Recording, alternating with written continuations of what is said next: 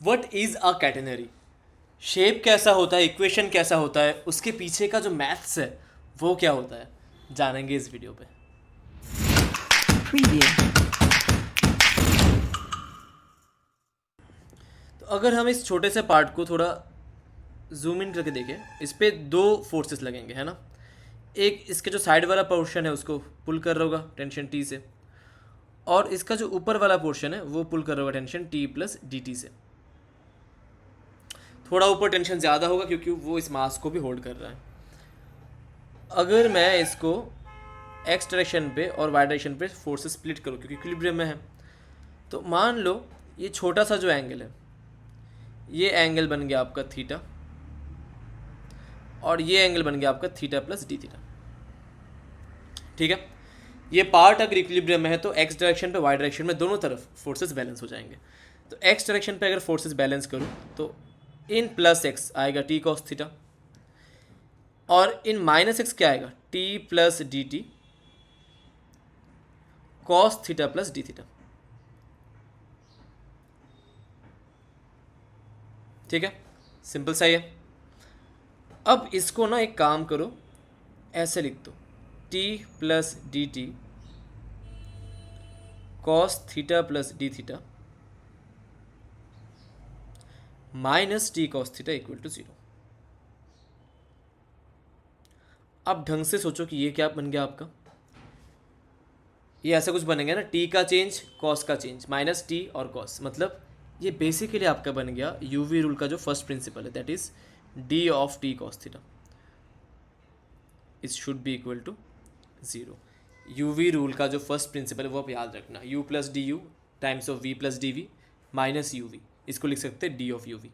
तो सेम तरीके से टी का चेंज कॉस का चेंज, तो ये बेसिकली टी कॉस थीटा का चेंज हो गया साथ में। और अगर टी कॉस थीटा का चेंज मेरा ज़ीरो है, मैं ये भी लिख सकता हूँ कि T cos theta will be a constant के। मतलब हॉरिजॉन्टल डायरेक्शन में मेरा जो फोर्स होगा वो कांस्टेंट रहेगा, क्योंकि हॉरिजॉन्टल डायरेक्शन में कुछ भी मोशन नहीं है, कुछ भी एक्स्ट्रा फोर्स नहीं है, तो टेंशन का कंपोनेंट बैलेंस होना चाहिए। और ऊपर क्वेश्चन में देख लो, यही क्वेश्चन में दिया गया है कि जो हॉरिजॉन्टल कंपोनेंट है उसको एट एवरी पॉइंट मुझे के एज्यूम करना है, एट एवरी पॉइंट मुझे इसका के एज्यूम कर लेना है हॉरिजॉन्टल पे। ठीक है, तो ये मान के चलो, चलिए आगे बढ़ते हैं। अब वाई डायरेक्शन पे फोर्स बैलेंस करते हैं। वाई डायरेक्शन पे क्या होगा, नीचे एक एडिशनल फोर्स आपका लगेगा यहाँ पे, विच इज़ इसका जो वेट है वो। तो ये छोटे से पार्ट का वेट क्या लिख सकते हो आप, लैम्डा टाइम्स ऑफ इसका जो लेंथ है D L times of G, लिख ही सकता हूँ मैं। तो वाई डायरेक्शन पे मेरा ऊपर की तरफ फोर्स बन गया T plus D T sine theta plus D theta. ठीक है, और नीचे की तरफ आ गया T sine theta plus lambda D L जी। सिमिलरली आप देखोगे ना, यहाँ पे वापस से वही गेम बन रहा है, टी का चेंज साइन का change minus T sine theta is equal to lambda D L G. तो ये वापस बन जाएगा D of T sine theta is equal to lambda D L G. ठीक है,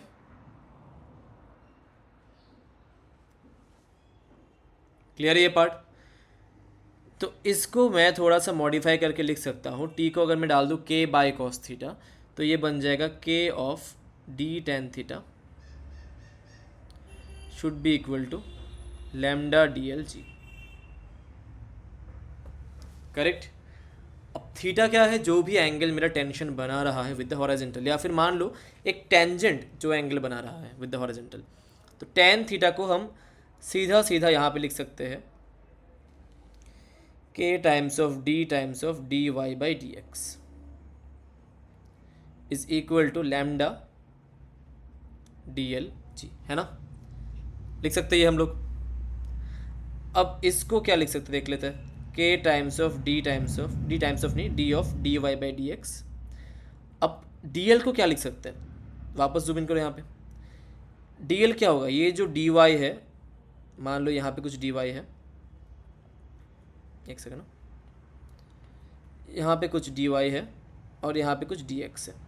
D L is nothing but इस D Y और D X का जो रिजल्टेंट है, मतलब पाइथागोरस थ्योरम से जो हाइपोटेनियस है, तो उसको यहाँ पे डाल दो। डी एल हो गया root over of D X square plus कितना D Y square times of G, लिख सकते हैं ना। चलिए आगे बढ़ते हैं। अब इसमें ना डी एक्स को कॉमन लेके नीचे आ जाओ, तो K of D D Y by D X is equal to lambda D X root over of 1 plus D Y by D X whole square times of G, ये भी लिख सकता हूँ मैं, करेक्ट।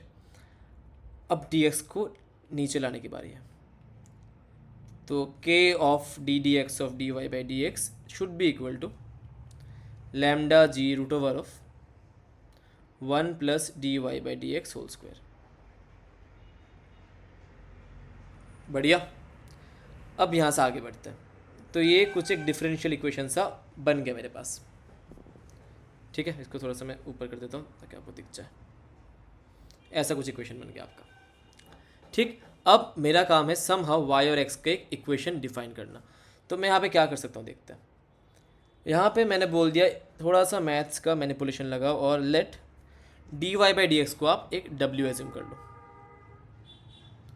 से D Y by D X be some function W, या फिर Z भी मान लो, जो आपकी मर्ज़ी, जो आपकी श्रद्धा वो मान लो आप, ठीक है।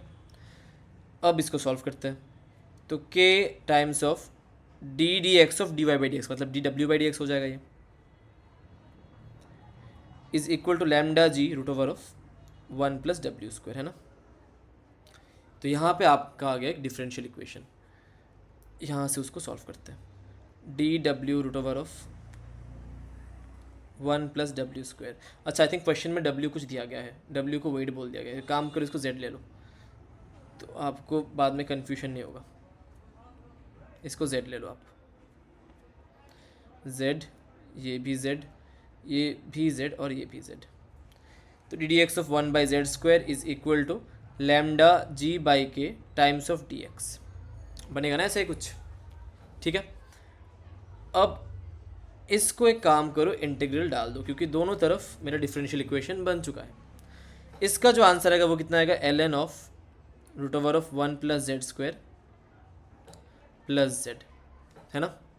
और इस तरफ क्या आएगा, लैम्डा जी बाई के, इसको हम लोग डब्ल्यू लिख देंगे क्योंकि लैम्डा जी मेरा टोटल वेट हो गया। टोटल वेट कितना है मेरा, बेसिकली लैम्डा, सॉरी डब्ल्यू, तो W by K into D X का हो जाएगा X plus some constant C. बढ़िया। अब इसमें L N 1 plus Z square को अगर मैं देखूँ तो z का वैल्यू क्या था, D Y by D X, तो उसको भी सॉल्व नहीं करते, उसको अभी के लिए रहने देते। एक बार देख लेते हैं कि लिमिट क्या होगा, सी का वैल्यू निकाल लेते हैं, है ना। तो एट x इक्वल टू 0 में देखो, मान लो ये वाला जो पोर्शन है, दिस पोर्शन, दिस इज़ मेरा x equal to 0, y equal to 0, मतलब ऑरिजिन है मान लो ये। तो इस पे जो टेंजेंट है वो टेंजेंट भी क्या होगा, स्लोप 0 होगा। तो टेंजेंट का स्लोप 0 है, मतलब ये कर सकते हो ना कि at x equal to 0 D Y by D X equal to 0, और D Y by D X को हमने क्या लिया था, z, this should be equal to 0, correct. अब इस पे मैं कंडीशन डालता हूँ, तो L N 1 plus 0 plus 0 W by K, X का वैल्यू भी 0 है, प्लस सी, तो एल एन 1 भी मेरा 0 हो जाएगा, यहाँ से सी का वैल्यू निकल के आता है मेरा 0, ठीक है।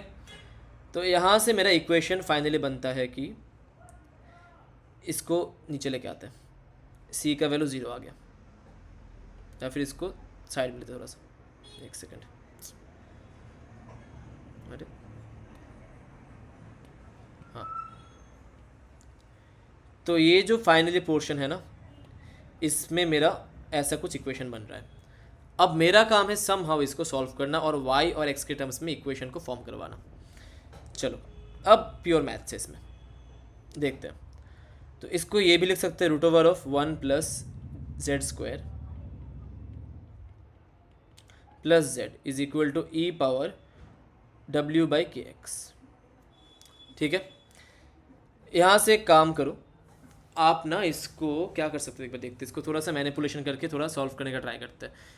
इसको आई थिंक एक रैशनलाइज करके एक नया टर्म निकाल दो वापस से, मतलब मैं ये मीन कर रहा हूँ कि यहाँ पे मुझे ई power W by K x तो है, मुझे सम हाउ जेड का वैल्यू निकालना है ना, तो आप एक काम करो, इसको मल्टीप्लाई कर दो बोथ साइड, मतलब रैशनलाइज कर दो, तो ये क्या बन जाएगा 1 plus Z square plus Z times of 1 plus Z square minus Z. इस तरह भी वही बनेगा E power W by K X root over of 1 plus Z square minus Z, है ना, ऐसा कुछ बन जाएगा यहाँ पे, करेक्ट है। इसको अब स्क्वायर कर दो तो बनेगा 1 plus Z square minus Z square is equal to E power W X by K root over 1 plus Z square minus Z. Z square cancels out, यहाँ से इक्वेशन आपका बन गया root over of 1 plus Z square minus Z is equal to E power minus W X by K. तो ये बन गया आपका एक इक्वेशन और ये बन गया आपका दूसरा इक्वेशन। अब इन दोनों इक्वेशन को आप सम करोगे ना, तो या फिर माइनस करोगे तो रूट वाला पोर्शन कट हो जाएगा, बढ़िया। तो दोनों को माइनस कर दो एक बार आप, तो दोनों को माइनस किया तो ये बन जाएगा 2z, ये 1 मान लो, ये 2 मान लो, तो इसको 1 माइनस 2 करते हैं, ठीक है।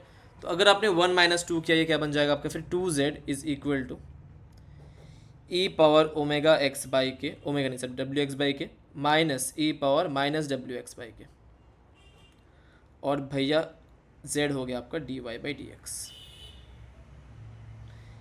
यहाँ से आप देख लो कुछ कुछ इक्वेशन बन रहा है, एक बार ऊपर देख लो ना, आपको सिंप्लिसिटी के लिए k बाई डब्ल्यू को a लेने बोल दिया है, तो उसको a ले लो आप, तो बार बार लिखने की ज़रूरत नहीं होगी। तो k बाई डब्ल्यू को a लिख दो, तो e power x by A minus E power minus X by A, ठीक है। इसको आप डिफ्रेंशिएट करो, इंटीग्रेट करो, E power X by A minus E power minus X by A integral of D X, ठीक है। तो ये बन जाएगा आपका 2y 1 बाई ए, सॉरी ए ऊपर आएगा, इंटीग्रल थोड़ा ना, ए ऊपर आएगा यहाँ पे आपका a times of E power X by A, minus और माइनस मिलकर प्लस हो जाएगा अगेन, तो E power minus X by A, यहाँ पे एक रह जाएगा आपका c, तो y comes out to be आपका a times of E power X by A plus E power minus X by A by 2 plus c, ठीक है। And here comes our equation of catenary, that is y equal to a, इसको hyperbolic function बोलते हैं, hyperbolic trigonometric function बोलते हैं। तो ये आ जाएगा आपका cos of harmonic x by A plus c, ये आप याद रखना, cos H X is equal to E power x plus E power minus X by 2, ये मैंने रिप्लेस कर दिया यहाँ पे। तो ये बन गया हमारा एक hyperbolic function, hyperbolic trigonometric function होता है कैटेनरी का इक्वेशन। बेहतरीन सवाल था, एक बार मैं इसको रिकैप करवा देता हूँ। सबसे पहले हमने आपको ना ये दो इक्वेशन याद रखना है, अगर फिजिक्स का क्वेश्चन सॉल्व करोगे ना, फिजिक्स क्वेश्चन में आपको ये दो इक्वेशन याद रखना है, एक एक्स डायरेक्शन पे फोर्स बैलेंस और एक वाई डायरेक्शन पे फोर्स बैलेंस। तो एक्स डायरेक्शन पे आपका आ जाएगा T cos theta equal to constant, ठीक है, और वाई डायरेक्शन पे आ जाएगा जो डिफरेंस है फोर्सेस का, that should be equal to the force due to gravity. तो उसी को मैंने tan थीटा को D Y by D X लिख दिया, यहाँ से एक D Y by D X का डबल डिफरेंशियल इक्वेशन बन गया। तो मैंने D Y by D X को एक z एज्यूम कर लिया। ये याद रखना कि ऐसे जब भी डबल डिफरेंशियल बनता है हम इस अप्रोच को यूज़ कर सकते हैं। तो इसको एक z एज्यूम कर लिया, z एज्यूम करने के बाद हमने पहले एक बार उसको इंटीग्रेट किया तो मेरा z का वैल्यू निकल गया। अब z को मैंने वापस इंटीग्रेट किया तो मेरा y का वैल्यू निकल के आ गया, which is a cos h x by A plus C. ये हो गया आपका इक्वेशन ऑफ कैटेनरी। अच्छा क्वेश्चन था, आप वापस खुद से एक बार इसको सॉल्व कर लो और आप कमेंट सेक्शन में बताओ कि अगला वीडियो मैं किस पे लेके आ सकता हूँ। मिलते हैं अगले वीडियो पे।